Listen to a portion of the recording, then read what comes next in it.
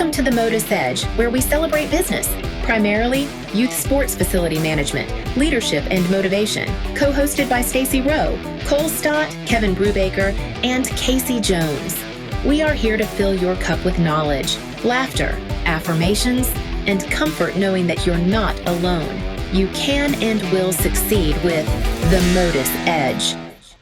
Hey, Casey, how's it going today? Man, it's a pretty good day. It's sunny outside. The birds are chirping.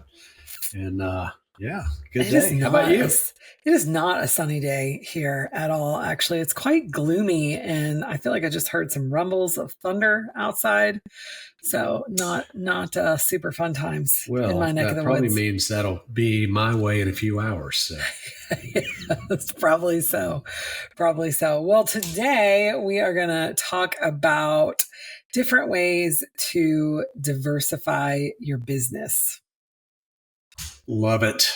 Diversification is key, inside and outside, I think. So, just generating different streams of revenue.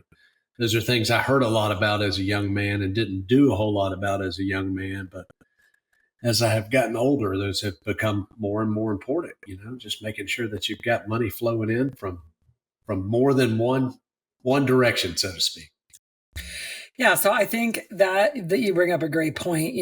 Let's first talk about why diversification is important. So it's important because while we want to live in a world where every aspect of our business is firing on all cylinders, right? And everything is great and booming, and we've got the right staff and, great participants and everything is all wonderful and fabulous, that's kind of like a dream world, right? And so, there's always typically something going on in some pocket of the business. So diversifying to help, make sure that you're thriving in numerous areas while you're recovering in another area is a smart thing to do. I do want to say though, too, that if you're just starting out, it's okay. It's okay to just start out in one place and put all of your energy and effort into that one place. It's probably better, actually, and almost recommended.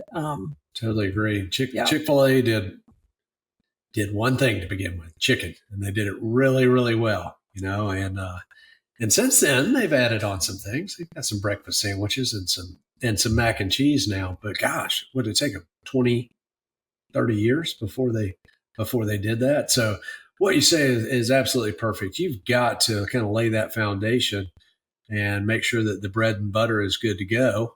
And then once you do, then you've got to be prepared of, what happens if we lose 20% of our program, or if we get a coach that upsets a large portion of our program and moves on, then do we have other things in place so that we can weather that storm or even continue to thrive during, something that could potentially be negative?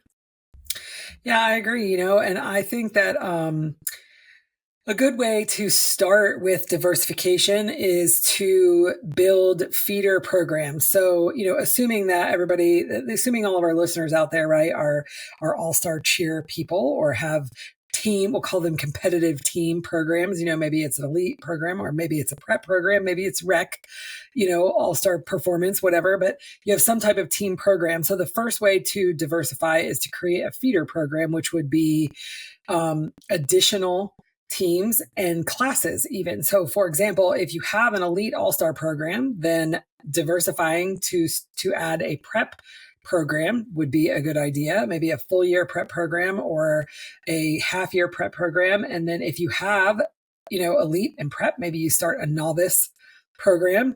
And then you have a class program, and your class program hopefully is a great pipeline and feeding into all of your teams. And that is a way to diversify your business without really stretching too crazy far into things, I don't know, Casey, what do you think? Well, I agree. Do what you know.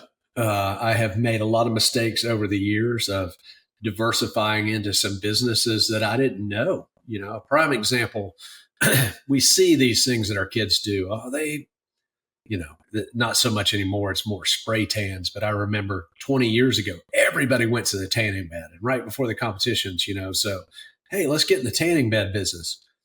Well, you put these tanning beds in. They take a tremendous amount of power. Next thing you know, you got to spend 30 grand upgrading your power. And then you don't realize that they heat the building up so much. Then you got to spend another 30 grand updating the HVAC to make. So then, you're 60 grand in and you've made an extra $10,000 off these tanning beds that were going to be such a great idea. So, like Are you speaking from experience, Casey? I actually didn't do that one, but I have been a part of some things. A prime example. One time we early on, and I explained this in another podcast. Early on in business, I was bought out, and we were going into this multi-sports facility, and they had this beautiful workout area, treadmills and stair steppers and free weights and all of this, and a big glass wall that you could then see your athletes on the other side. Nobody signed up.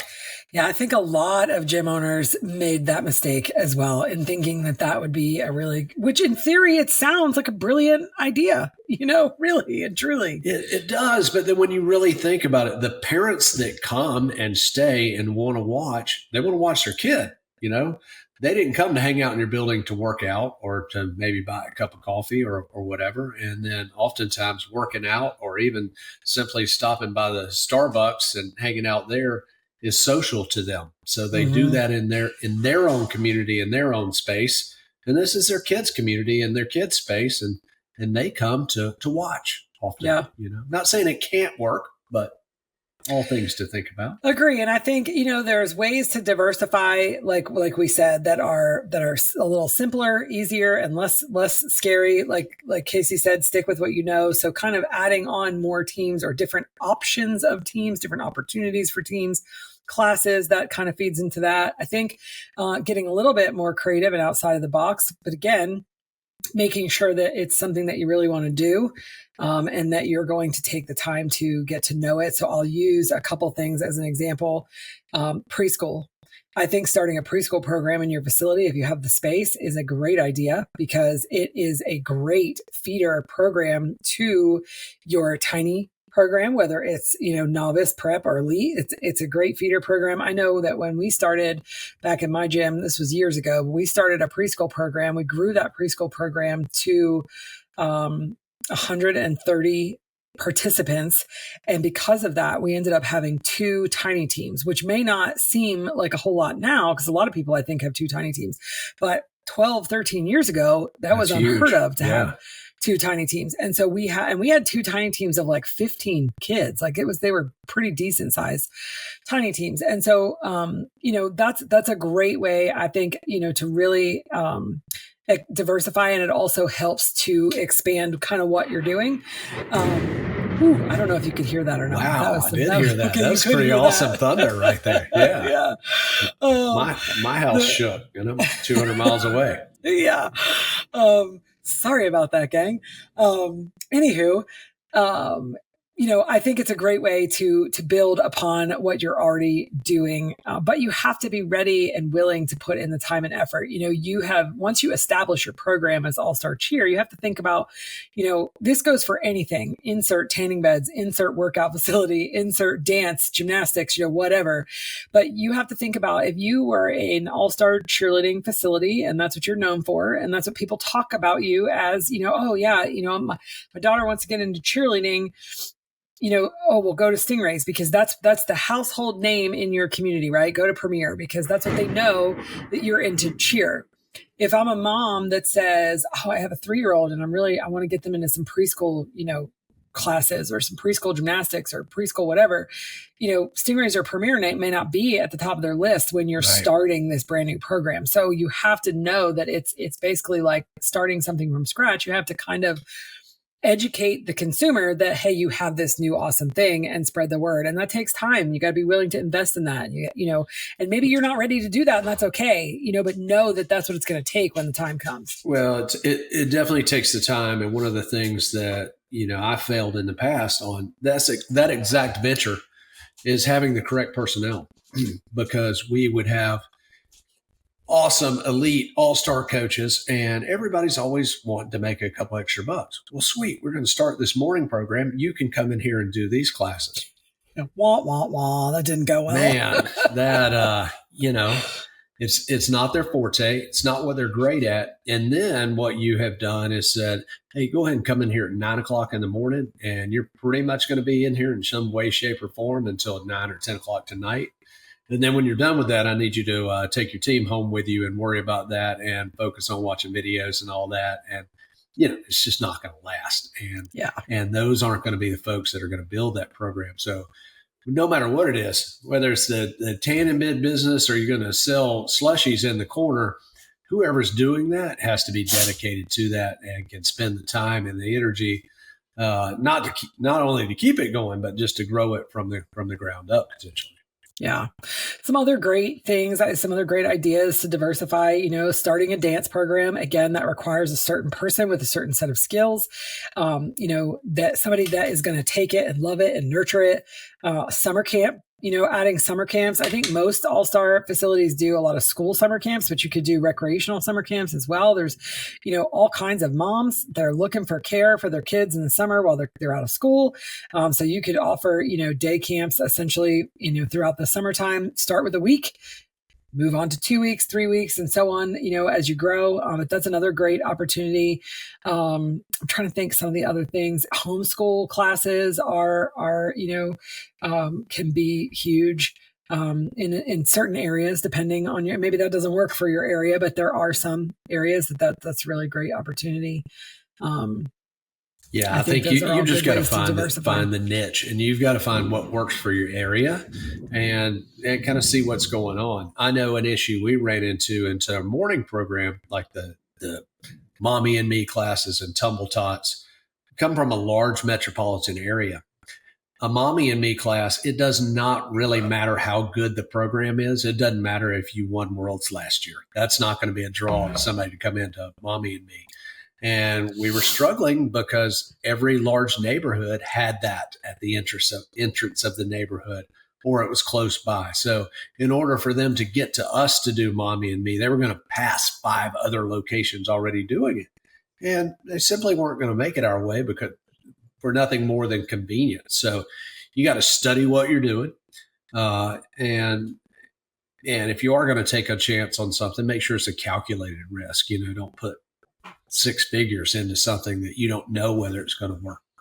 And I think other options is there's someone in your area that you can partner with. Hey, I've got this dance room. I don't know a thing about how to do dance, but maybe I do a sublease type thing, or they come in and they share with me 20% of their revenue or 10% of their revenue. Then it's not on you. It's not like it's up to that person has ownership of it. And you just get to, make a couple extra bucks off what they're doing and provide them a space. So you just kind of get creative, I think, and look at different things. Pro shop, snack. You talked about the slushy machine in the corner, a snack shop, pro shop. Those are all good ideas too. And Casey, I don't know if you agree with this or not, but in my opinion, if you're going to sublease, obviously if you're going to have anything inside of your facility, you should be aware of what you're bringing in and make sure that everything is properly vetted out and all of that. But just assuming that that's the case, if you are subleasing to a business, like basically I'm subleasing a portion of my space, it's their business and they're paying rent to you. I feel like you need to build a relationship with that, sublease right. But you don't need to be involved, obviously, in their business. But if you are going to start a dance program or you are going to start a preschool program, you want to, make sure you've got the right people in place, hire somebody to really oversee it and kind of make it their own. But as the owner, it isn't just as simple as, okay, I've hired you to start a dance program, go. You have to take some interest in it. You have to put some time into it. You have to meet with that person and build the program with them together to kind of fit your culture and fit your business. In my opinion, I don't think you can just give them the keys and dust off your hands and call it a day. Totally agree. And if you are going to give them the keys and dust off your hands, it needs to be a separate space with a different door with a different sign over that door, which is possible. We had a chiropractor one time and they wanted to sublease space. And that's what we did. They had their own entrance and their own sign, and they couldn't even walk out of that office into the gym. And that was the thing we didn't have to fool with because they just paid rent. But to your point, if they're going to be in there and they're mingling with the programs that you already have, then it's imperative that you have a part of it because you have put it there to add to, not to take away. So Agree. And anything in any business or relationship, I mean, this business is built on relationships. You got to spend time with it, and if you don't spend time with it, you can't expect to have any kind of good, fruitful relationship. Agree. Well, and I think that if you are interested in diversifying or want to know how to diversify or what's the best fit for you and your market, joining MotUS is a great opportunity and a great way to collaborate with other gym owners who have also done the same things, and to get advice and help.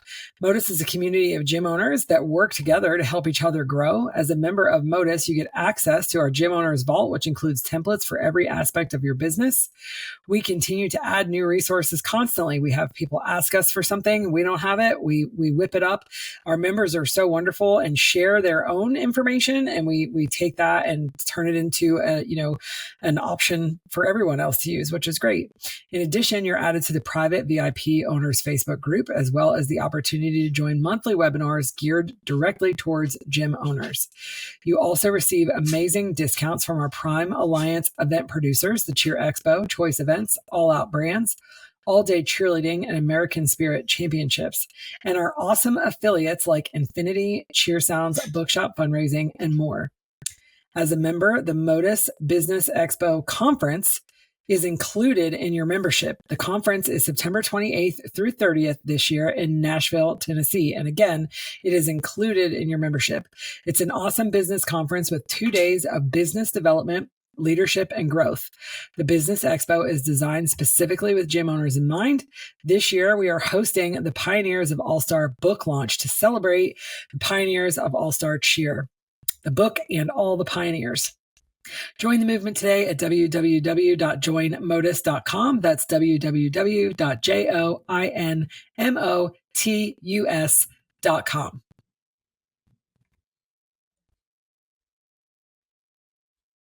I think you're on mute, Casey. There we go. Yeah, something was wrong there. You can't miss this book launch.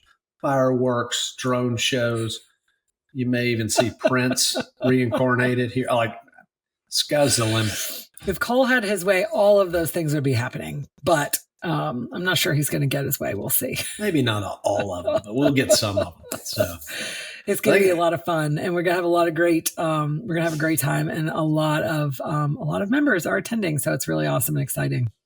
Yeah, I think it's about that time for my dad joke. Dad joke time. Dad joke time. Are you ready? I'm ready. All right. Why didn't the melons get married?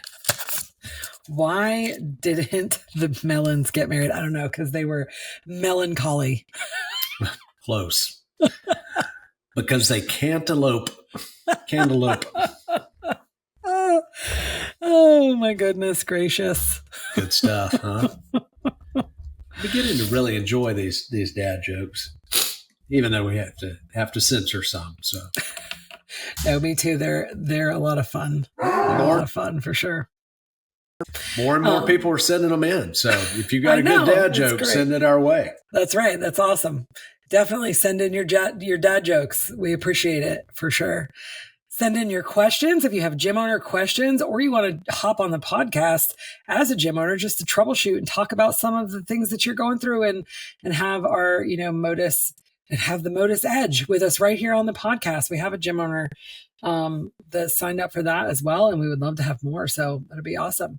Hey, Stace, I had one more thing. I know we're about to move into another topic, but I did have one more thing over diversifying.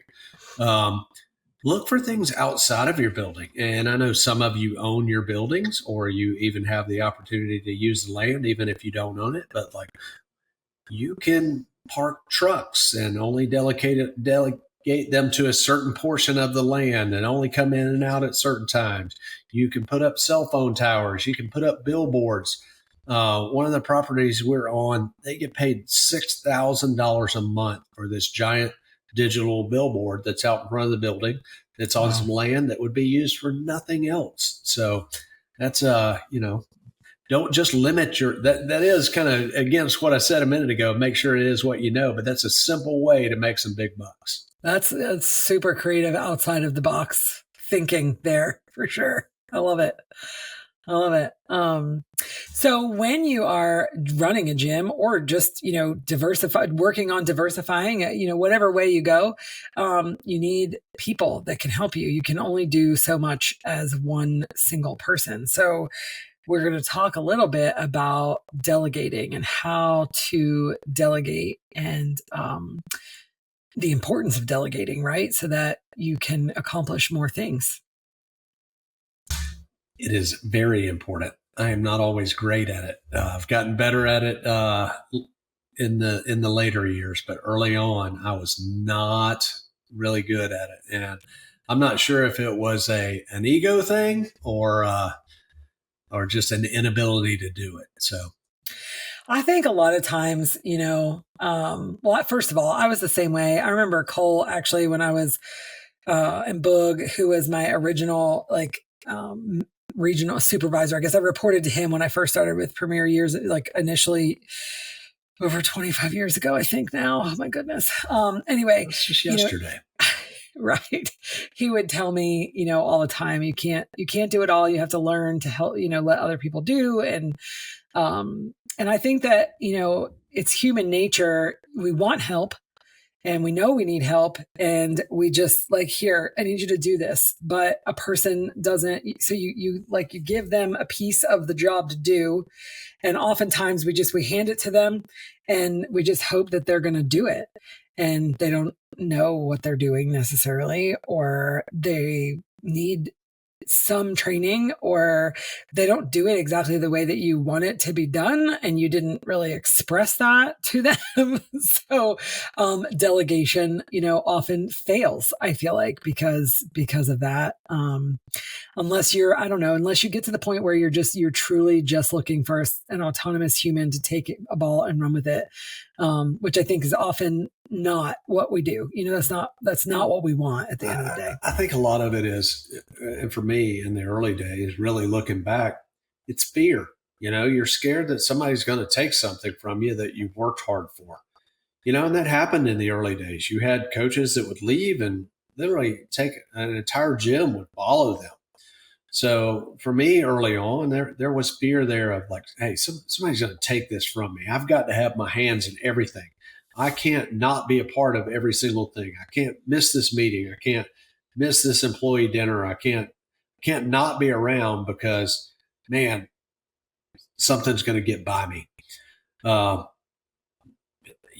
then I had a mindset shift of that's not really building a business. That's not building a program. I remember reading something, I've read it countless times since, of if you truly build a business, you should be able to leave that business for 1 month and come back and it's intact, And in the early days, that is not what I had. I couldn't leave it for 1 day, much less more than 1 month. And it was just so small-minded. We weren't going to be very big. We weren't going to have a big impact on our community. We weren't going to have a big impact on the employees and the people that were working there with that mindset. So it had to change. I agree with all of that. I also think sometimes, stopping to take the time to work with somebody else, teach them what you need them to do, explain, I think that if you're going to delegate a piece of your job to another person, you've got to dedicate time to communicating with them. Even if it's just once a week, for an hour, you should be, okay, this is what we're going to work on next week. This is what I need you to do. They have the opportunity to ask you questions. You can get, imagine if you hired somebody, full time for just easy math, right? You spend 1 hour a week with them to make them productive for 40 hours a week. That's 40. You've just doubled essentially your work week for 1 hour of spending time with them. And I think a lot of times we just feel so overwhelmed with everything that's going on in the day to day that we don't have the time to do that. And we don't take the time to do that. And so that's oftentimes why I feel like delegation, fails. But when you really think about it that way and you're like, wow, if I give this person 1 hour of my time, and then they can go off for 39 hours and do all these things, you've just doubled your work time, which is amazing. Absolutely. And that's the thing. Gosh, man, it all just changes as you, I want to say get older, but I'm going to change that to more experienced. That's the thing we realize, you can't buy more time. I really feel like that today, my time is the most valuable asset that I have. But when I was younger, I gave up a lot of family time. I gave up a lot of time with friends. I gave up a lot of social time, and put it into the business. I don't regret that. But in the same instance, it didn't have to be that way, and that's one thing as my daughters come into the business, that's one thing that I've tried to show her and other young people coming into the business. You shouldn't have to be here 70 hours a week. There are enough of us that can handle different things that, let's delegate and trust in one another to get it done and divide and conquer. Yeah. And I think too, I don't know, your business starts out like, I'm sure you were the same way, back in the day. I was the janitor, the office manager, the coach. I did all the things. And, but the business was a lot smaller and I couldn't afford to pay somebody to do all of those other things. Number one. And number two, for me, I like to roll my sleeves up and get dirty. And I like to know all the jobs in the facility and know what it feels like and how to do them. And then as we grew, okay, I'm going to give away, what I think the best way to look at it is what's the best use of my time and what can I take off of my plate that's going to give me more time to do things that are more valuable to propel my business forward. So on day one, brand new ownership, tiny little gym, you're doing a lot of the work. But then what is the next, probably cleaning your facility, cleaning the gym is super important. But if it takes you 4 hours, that's 4 hours you could spend calling customers or recruiting or doing marketing. So, I never cut the grass at my gym because the landlord had somebody to do that. But we actually have had, gyms that the grass needed to be cut by someone. It wasn't done automatically. And so, that would be another thing, like pay someone to cut your grass, pay someone to clean your facility, take those things off of your plate first. And then, go on down the line as to what is the next best thing? What is the next best use of your time so that you can, use your time wisely, I guess. It's funny you say that because, you love to cut grass. I do love to cut some grass. I don't do that at the gym. But just knowing the value of that and knowing like what things cost and how much you can generate during your time. Because a prime example of that, we don't clean the gym. We have a company that does that. I used to try to do a good bit of that and not very well. I used to try to paint, and it would take me a week to paint something that a painter could paint in a day. And it still wouldn't look very good when I did it. However, now one thing that I've kept doing, like, at our gym, we literally have 12 air conditioning systems and changing the filters in those because they got to be changed monthly. Well, if the heating and air company comes out, they charge like $1,500 to change the filters for 12 things. It takes me half an hour and I can do it. And man, that's worth it right there. So that, I'll spend that half an hour to save $1,500 a month. That's insane. Well, you gotta climb up there. You got to do it. I actually bought some scaffolding that I can just wheel back and forth and knock them out real quick. So I know it. It's crazy that it takes you 30 minutes and it would cost you $1,500. Yeah. That's crazy. So, but to your point, just knowing what your time is worth. I've always had a mentality of some money is better than no money. And I was the type of person, I prided myself on this. Like if I could show up to the gym and make $100 an hour, I would do it. But if I could show up and make $20 an hour, I was going to do that as well. So, because I'd rather have 120 than just 100. So agree. I've always done that. But then also when as your business grows, then you're going to have choices. And it's like, do I make 20 or do I make 100? Well, you would naturally choose the 100, but you got to know. And you got to know and you got to be able to make those choices. And then hopefully you have other people on board and you can still continue to make both. I think that's my point. Like you still want to make the 100 and you still want to make the 20, But if you can split that up against multiple people, then everybody gets to make money.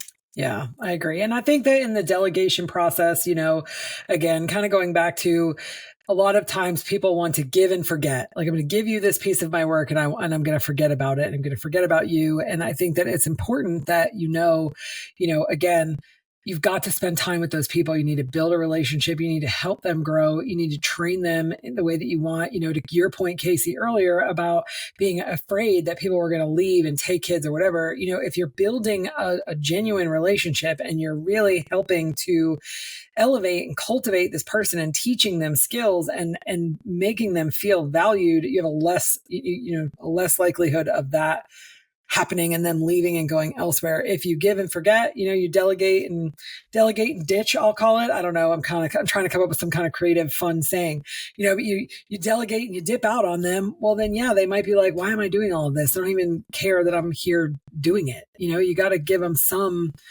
attaboys, I feel like, attagirls.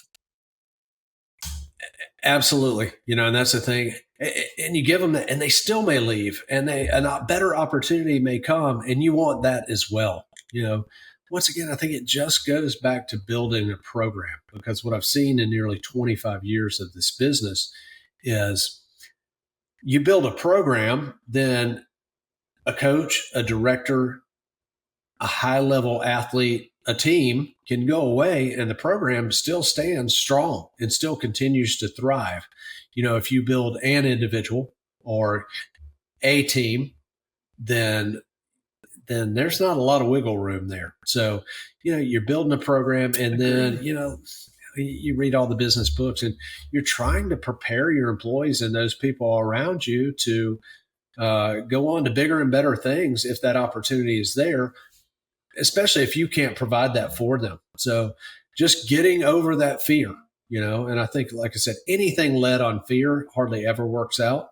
I tell this story 100 times over too. It was literally at probably the age of about 26 when I realized that, man, I didn't have to be the best tumbling coach, the best stunt coach, the best all-star coach, the best class coach in the gym.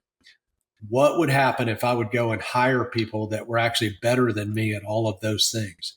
And that's when the business started to take off, is when I put my ego and that fear aside and I went and and started to seek out those types of people. And they came on board, and luckily, the grace of God, God's mercy, whatever it may be, many of them are still there, but plenty of them have also moved on, and sure, we miss them, or we might have had a little gap where we had to, bring somebody else up to speed because we miss out on their experience, but it hasn't had a major impact on our business when a big name coach leaves or moves on, so, because that's the thing.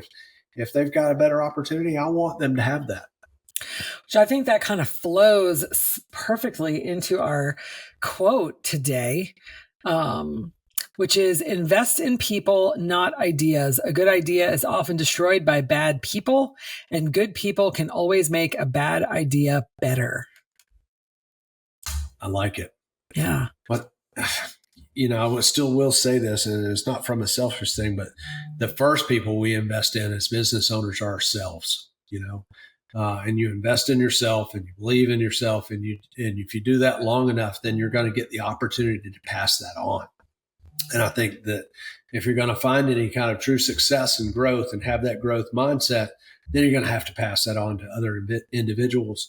And then it's not just investing in you, it's investing in them, which then becomes an entire community. Agree. Awesome. Well, it was lovely chatting with you today, Casey. Sorry for the thunder booms on the call, everyone. It's pretty crazy. So, and I'm not sure when this podcast airs, but I know you guys had an earthquake the other day. Yeah, we did. That would be several months ago now, but yes, we did. We did. It was pretty crazy to have had happen. Yeah, that's not something that happens on this side of the country very often. I know. Yeah, it was pretty wild. Chris and I didn't actually even feel it. We were out walking, but our neighborhood went nuts and everybody was like flying out of their houses. Oh my God, did you feel that? Whatever. And so we were walking around talking to everybody about it. But I feel like because we were outside in the open, we couldn't feel it necessarily on the ground, but inside of the house, like things shook and it got a little crazy. So yeah, it's crazy. Pretty wild. I had a friend in Atlanta that texted me and was like, they lived in my neighborhood, and I didn't feel it either, but they were like, did you feel that? Did like a tree just fall or something? So obviously all the way down here. And that was right at that time. So, that's crazy. Yeah. Well, be sure to follow us on YouTube at the MotUS Edge. You can tune in live on September 29th and catch the Pioneers of All-Star Cheer book launch at 7 p.m. Follow us on Instagram, Facebook, and X at Join MotUS, and follow us wherever you listen to your podcasts. Give us a review and let us know how you think that we're doing. Thank you all so much for tuning in. We're so glad for you to have the MotUS Edge, and we'll see y'all next week. Take care, guys. Great talking to you all. Bye, y'all. Thank you for listening to the MotUS Edge. We hope you had a blast. Join us next week for more on business, leadership, and motivation. Subscribe and follow the show where you get your podcasts. Subscribe to our newsletter at joinmotus.com. The MotUS Edge podcast is produced by ClantonCreative.com.